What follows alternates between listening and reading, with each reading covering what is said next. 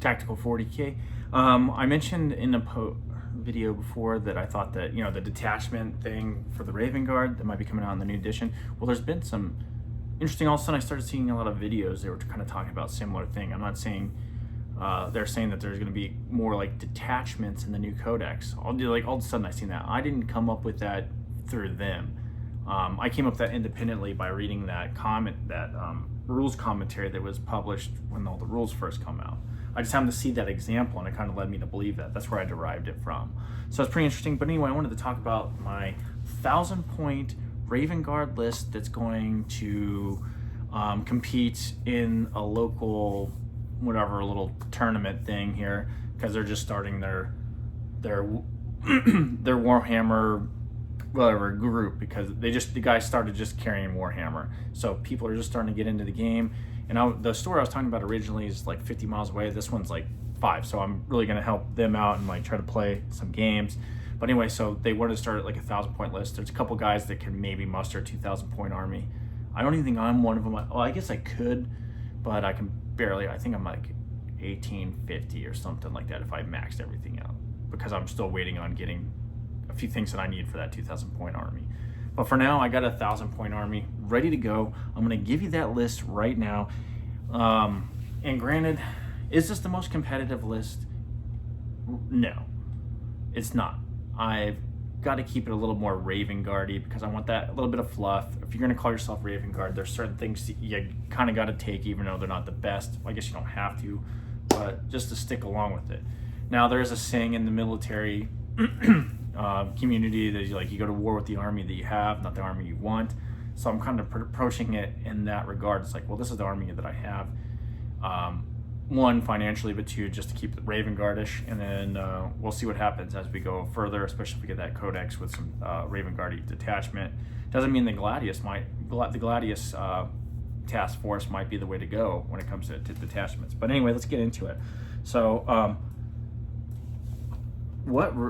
I got them all on here, plus one other unit. But so what I wanted to do with the 1,000-point army, I got to see some of the other guys' lists because we posted them, and I'm like, well, there's like a Blood Ageless player and an Orcs player, and those are the ones I can remember off the top of my head. I'm just checking out their list. I was like, well, how do I counter that, especially when I want to collect victory points and be able to at least do some things around the board. So like any Space Marine army, I guess we'll start with, I guess I consider them troops. They're not battle line, which I thought maybe they would be, but they're not. But they're essential troops for any kind of Phobos force, or I'd say any Space Marine force, to be totally honest. And that is my bros here. I'm going to just pull up my sergeant. My dudes here, this is my infiltrators, or my infiltrator sergeant. And I just got the Legion designation on there. I didn't even put on these guys. I didn't put any definitive markings besides their third company. And then maybe they're like a little tactical symbol there, just because I was like, well, they're infiltrators. They're supposed to be kind of covert or whatever. So you put an infiltrator squad. One, because they infiltrate when you set up on the board. Two, they're a little bit durable. They got a 6-up feel no pain with the Helix Gauntlet. And they're able to score some points, or at least go up first and get some mid-board presence, right? So they're interesting. Let's see here. The other kind of real sneaky beaky type Raven Guardish unit that I'm throwing out there is which every Raven Guard unit kind of needs to have, and they are a very effective unit, and that's my Eliminators here. And of course, this is my Eliminator Sergeant. He's got the Instigator bolt rifle. You've heard in the past, I was really hesitant on putting these guys together because of the fact that I was like, well, do I put them with las guns? Do I put them with it? And do I get a sergeant with an Instigator bolt rifle to get that? What do I do? So in reality, I have 2 units built up. One that has ghillie suits. They got the bolt rifles, or the bolt sniper rifles, and then this unit here that I'm taking here is my last fusils. And I went ahead and went with the Instigator. I tried to do like a kind of a digital pattern like you see on the tank with these guys. It turned out okay. But anyway, I wanted to do the Instigator bolt rifle because it gives me a little more flexibility especially in this 1,000-point list, so that I can shoot and move. So you can shoot, pop off a few shots, move, get onto objectives, or get behind cover, or do whatever you want. They have stealth. They have, I believe they have infiltrate. I mean, I don't have the data sheets right in front of me. I guess there's no excuse. I should have just pulled them up since I have that. So anyway, I got those guys. So those are kind of my, I'd consider my troop shot, troop type slot. You know, they're there. The other one I'll say, and I'll put this with them because it has that ability to scout, or like, you know, forward deploy is what I'm going to call it in the military terms. You can forward deploy these things, and it gives you a little bit of bulk. He also protects some of these dudes in the way of providing fire support, and that is this dude here. This is my Invictor Tactical Warsuit. He is going to, you know, use them for his scout ability, so he gets up in the board too with like the infiltrators and the eliminators. But also, since those are Phobos units, if you position the Invictor in the right spot, if these guys do take fire, he can return fire and provide a little bit of, which I just noticed some of the varnish is kind of like weird. I'm gonna have to recoat him, but anyway, he's still good enough. Third company dude as well, but anyway. So those guys take fire, he can fire back even in the opponent's shooting phase. So that's pretty cool unit. Plus that scout ability just to be able to get up there. And he has a, you know, a strength 14 melee weapon, which is his little claw here. He's got, it's not even called, whatever his power, essentially a power fist for whatever you call it. I don't know how the, like I said, I don't have the data card on me. But he puts out some melee stuff, and then his gun's not too bad. I think it's like a strength 8 or something like that. Maybe like an AP 1 or 2. I can't remember. But I think it's like 3, maybe flat 3. I mean, I know I'm pulling out numbers. I don't have it right in front of me. I guess I could pull it up. But anyway, so we got that. So we go from that. I'm going to go into another unit that is so Raven Guardy. It's hard to... It's a very hard subject when it comes to how 10th edition has done these guys dirty. So that is my boys here, the Vanguard vets, and this guy does have a beaky helmet. So my Vanguard vets, who they're the only ones I got based really right now, but even my Vanguard vets with lightning claws and storm shields, which is essentially just heirloom weapons, and then you get the storm shield. And then I was debating on, I got this dude, the sergeant. I was gonna put like a grav pistol on him, and then he's got his heirloom weapon, but we'll see what happens. Right now it's just essentially 2 weapons that are 1 at the moment. But anyway, I got those guys, and then one of the cool things about them, they get deep strike, and you can put strike with them. So goes on to my lead. Well, let's not get there first. Let's not go there first. So that's another unit, which we'll talk about what I'm attaching to them, which obviously you can tell is Shrike, but Shrike Daddy. But my other unit here is an allied unit, and I got my Vindicar Assassin, and he puts down fires from afar. He's got lone operative ability. He's got the ability to really inflict I believe, you know, I think he's got devastating wounds, mortal wounds. He can inflict quite a bit of damage from one model, and be set up somewhere that you really become a terror to various units from the units that I've seen. So, I mean, there's not much more to say about him, but he's just an assassin with a really good shooting profile. So, I mean, I know his BS is like 2, so it's pretty interesting. And I think his gun is heavy as well, so you got like a 2+. Anyway, so let's go to our leaders here. So I guess the other guy I have here, we'll talk about attaching, and this, oh, wait. Before we get there, because there is one more unit. I almost forgot because I can't fit it in here.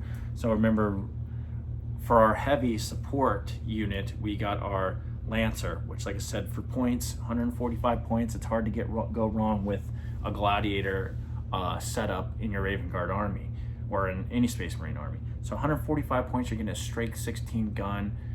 I think it's like negative AP4 with a D6 damage or something like that. Anyway, it's a tanky. It's a damage output for, you know, vehicles and monsters. Plus, one thing I do know is that it pretty much has like an Oath of Moment style ability on with that gun. Re-roll a hit roll, re-roll a wound, re-roll a damage. You know, it's it's pretty incredible, really, for the points. So for the value, got that. Oh, and I forgot these dudes. Well, let's do leadership first, and then I'll do these other guys because I'm saving these. Well, in military terminology, we call them a QRF, which is a quick reaction force. This is what we'll talk about. That would be my reserve units. But anyway, so leaderships, we have a librarian, and here's why I did the librarian. It's because I can attach him to like an infiltrator squad or the eliminators, and he has that cloak or whatever that makes him essentially a lone operative. You can't target him outside of 12 inches. Plus, he's not bad when it comes to, I guess, psychic ability and his force sword, which I did kind of an interesting paint job on it, just a little bit. And then how can you call yourself a Raven Guard army without Shrike Daddy? So you got Shrike Daddy. He's going to be attached to the Vanguard vets. He gives him kind of a lone operative ability as well. Plus, Echo of the Raven Spear, which you can take him off the battlefield and put him back in the reserve and put him somewhere else. So gives him mobility. Also with his blackout gun, he can shoot a little bit when they can't be targeted, and then he's not bad melee. So you put Shrike Daddy with them, and then you got librarians either with the Eliminator Squad or the Infiltrator Squad, depending on what enemy I'm facing. And then my last 115 points goes to my boys here, my Inceptors, which is one of the coolest units for 10th edition with the Space Marines. All right, so I call them my QRF force, and the reason and that's a military term, like that's quick reaction force, and the reason being is because you can do the whatever they call the meteoric descent and pretty much deep strike them within 3 inches. So I almost forgot about even talking about these guys, even though they're sitting right in front of me, because I wanted to save them primarily because of their utility, and I wanted to talk about it a little bit. So you have these other guys, and you're going to be deploying them, you're going to be fighting with them. These guys I'm going to have set off the board. Even in my 2,000 point army, I would have these guys set off the board, and as the battle kind of develops, I can see where I want to put these dudes, and there's not that much restriction. There's not that much that the enemy can do to screen these guys out just because of that 3-inch rule. So if you need a presence in this part of the board, or you really see them the enemy massing on another part of the board, or a objective that can be easily taken, you can shoot these guys out of reserve, put them in the battlefield, or maybe you need to reinforce somebody. I rigged mine out with plasma pistols. Of course, you could do bolters or whatever, but the plasma, the profile in there, a strength 7, unless you want to go straight hazard, just go strength 8, which you can. Assault plasma pistols. I mean, how much better can you get? Plus, they're beefy. I believe they're strength 6, or toughness 6, strength 6. I believe they got essentially Gravis armor. So you got a somewhat durable unit. They're just kind of beefy. You got some firepower, and you got the ability to deploy them rapidly into various parts of the board. So they are a utility unit, like I said, a quick reaction force. You see things going down in a part of a board that you need reinforcements, you throw these babies in there, and they can put down some fire. And that's also, there's another unit that is pretty decent at that, but we're not talking about that because this is my 1,000 point Raven Guard army. So that's essentially it. 1,000 points, got them all on my little deal here. They're ready to go. We're going to be, I don't know when, I'm waiting for word when this tournament goes down, but these are my guys. The lists are already out there. Like I said, the only ones that popped to mind, I know there's a guy playing Blood Angels, there's an Oryx guy, there might be another Space Marine and a Necron dude, but it's a small group of people right now. But that's the list we put together, and I know there's a 2,000 point, we'll do a 2,000 point list here soon. I got a couple more units to throw out there, and one unit that I haven't talked about on this channel as we're building this army. And I think especially with 10th coming around and being really shooty, and the availability and almost a necessity to bring heavy firepower in a Space Marine army when it comes, like maybe throwing a tank, this unit complements this and is also a pretty darn good fighting unit. So we'll talk about that in another thing, but stay up to date with me. I appreciate the support. I'm just starting this channel, so like, subscribe.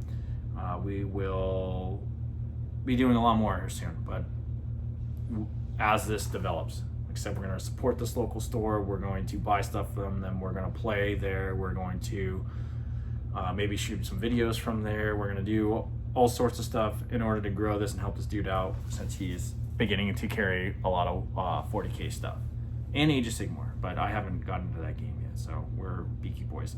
And then I got another video coming out. We're going to talk about this is more like talk about the military aspect of this. So if you are in the military and you're watching this and you want to learn more about operation orders and how I've actually utilized 40K dudes in terrain models, and really walking the dog and showing Marines in this case what we're supposed to be doing in an actual operation or in training or whatnot. So we'll be going over an operation type order and how not only in the military you can help understand, but if you're a 40K player, how you can utilize an operation order kind of to visualize your plan, to come up with a game plan based on the mission and your enemy, and to kind of like just provide structure into an actual strategic plan as you go into a battle. Anyway, talk to you later. Peace.